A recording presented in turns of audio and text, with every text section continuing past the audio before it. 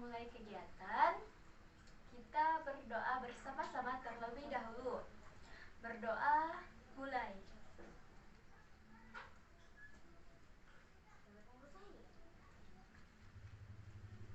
Berdoa selesai. Baiklah, tadi kan kita sudah berdoa bersama-sama. Jadi izinkan kakak untuk memperkenalkan diri kakak terlebih dahulu. Perkenalkan, nama kakak Novia Sri Rezeki. Sudah kenal kakak belum? Sudah. Sudah kenal ya. Baik, kakak merupakan salah satu mahasiswa PGSD Universitas Tanjung angkatan 2020. Jadi pada kesempatan kali ini kakak akan membagikan sedikit pengetahuan kakak kepada adik-adik tentang pelajaran pendidikan agama Islam. Nah, pelajaran yang akan kakak bahas pada kesempatan kali ini kan pendidikan agama Islam, yaitu pelajaran kelas 5, pembelajaran 4, yaitu tentang bulan Ramadan yang indah. Baik, sebelum kita masuk ke materi, semoga hal ini dapat menambah keberkahan dalam pembelajaran kita. Kita akan membaca ayat suci Al-Quran, yaitu Quran Surah Al-Baqarah ayat 183.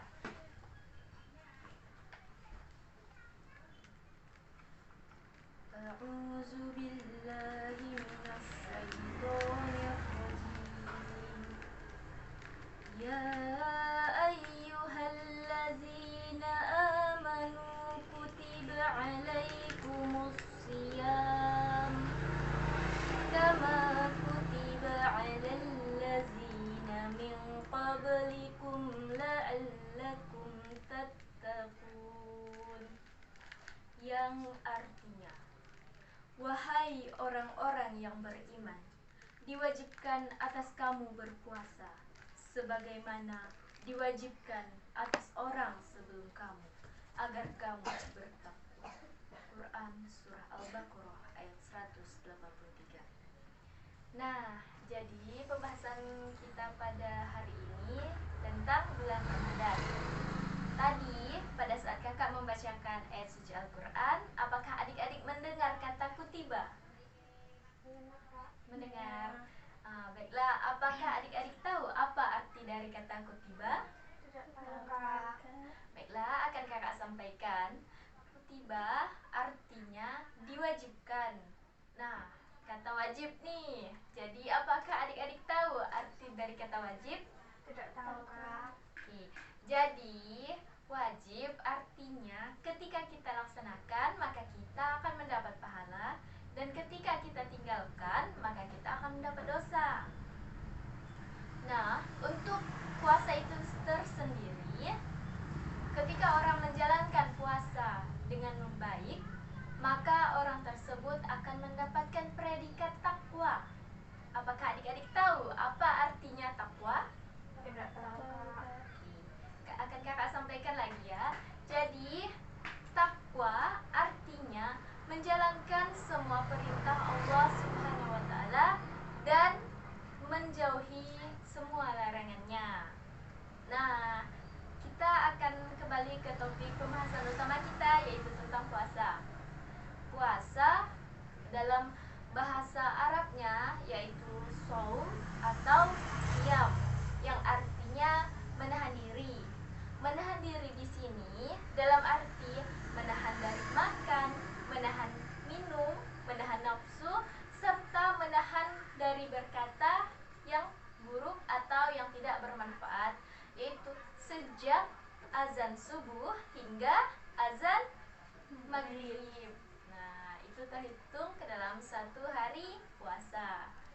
Oke, selanjutnya dalam pembahasan puasa itu sendiri akan ada pembahasan tentang syarat wajib puasa, syarat sah puasa, dan hal-hal yang membatalkan puasa.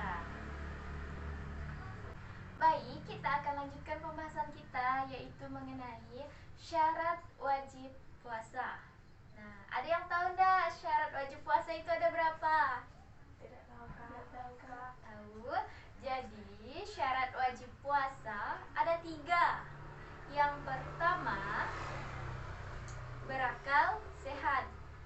Nah, jadi untuk orang yang tidak berakal sehat atau misalnya dalam keadaan mengalami gangguan jiwa seperti orang gila, maka dia tidak wajib untuk berpuasa. Itu syarat yang pertama. Syarat yang kedua, ada yang tahu? Tidak Tahu. Oke. Jadi syarat yang kedua yaitu dewasa atau baligh. Jadi ketika orang belum dewasa atau belum baligh, dia tidak wajib untuk melaksanakan puasa. Nah, yang pertama tadi sudah berakal sehat, yang kedua baligh atau dewasa, yang ketiga kira-kira tahu enggak? Tidak. Oke, yang ketiga yaitu kuat puasa.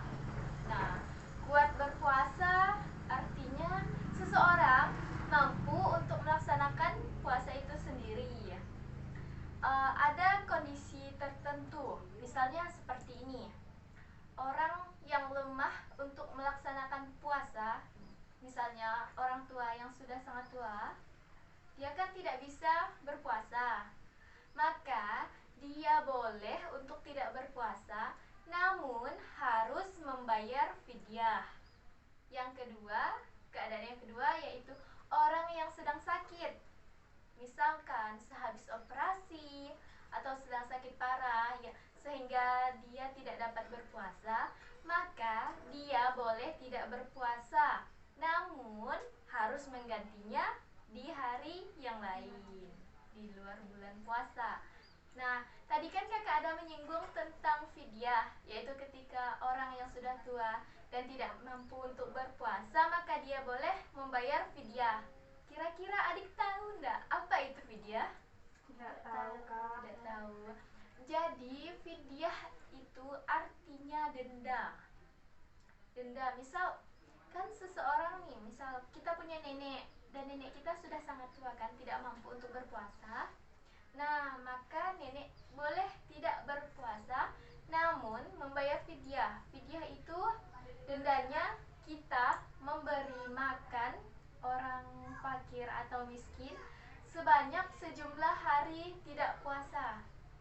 Misalkan nenek kita itu tidak berpuasa selama 3 hari, maka kita membayar fidyah sebanyak hari yang sudah ditentukan tadi itu. Nah, ukurannya untuk pembayaran fidyah yaitu sebanyak 1 pun, yaitu sebanyak porsi kita makan. Kalau misalnya di daerah kita sendiri di Kecamatan Jawai khususnya, kakak pernah mendengar ada sebuah rumah makan yang menyediakan paket fidyah. Jadi misalnya kita itu ingin menyalurkan fidyah, kita dapat menghubunginya dengan membayar, lalu nanti orang tersebut akan menyalurkan fidyah kita. Nah, itu merupakan bagian dalam syarat wajib puasa kan? Yang pertama berakal sehat, lalu dewasa atau baligh, dan ketiga kuat berpuasa. Nah, selain syarat wajib, ada juga syarat sah puasa. Kira-kira adik-adik tahu enggak? Enggak tahu. Oke. Jadi, syarat sah puasa ada 5. Yang pertama, beragama Islam. Jadi, orang yang tidak beragama Islam, bahkan ketika dia berpuasa, maka puasanya itu tidak sah. Nah, beruntunglah kita terlahir sebagai seorang muslim. Yang kedua, selain Islam, syarat sahnya yaitu berakal. Seperti berakal yaitu orang yang tidak mengalami gangguan jiwa atau gila. Oke, syarat yang ketiga, mumayyiz atau tamyiz.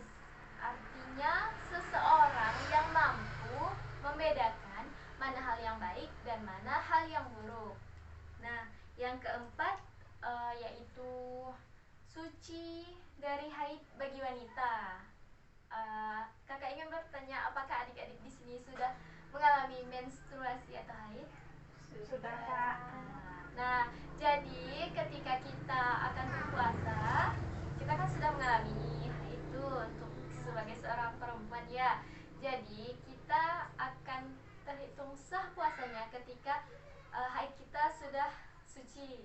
sudah bersih.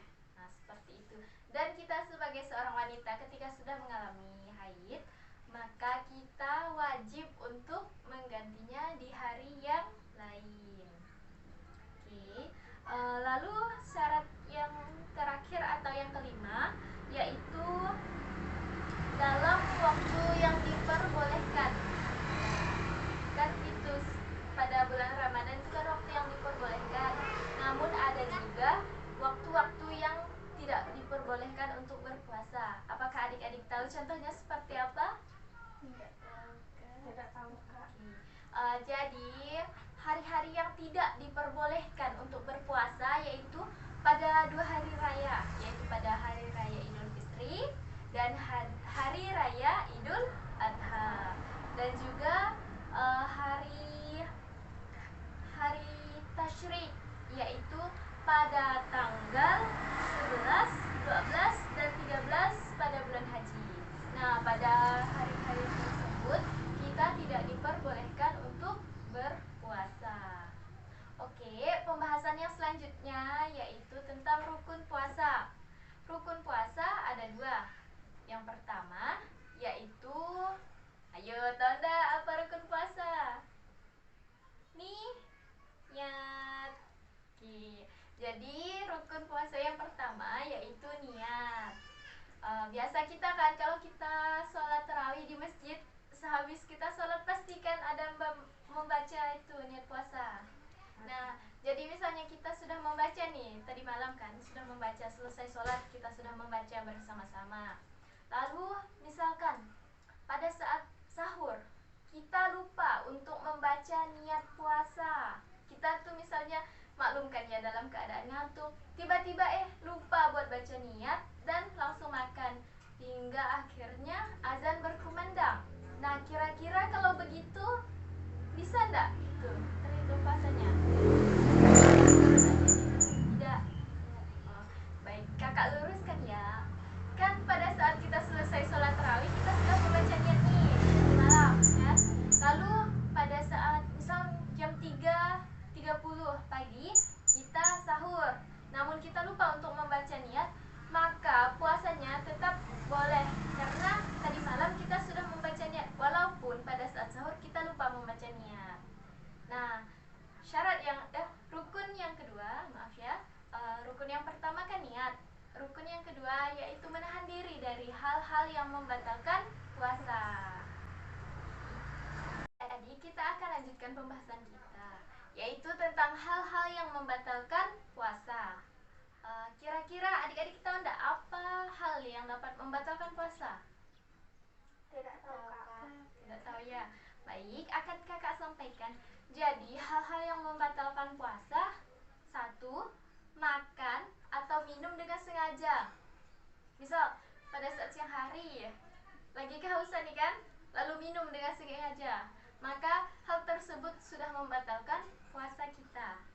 Yang kedua, muntah dengan sengaja. Misal nih pura-pura kan mau cari perhatian dari orang tuanya, terus mulutnya dimain-mainin gitu biar muntah dengan sengaja.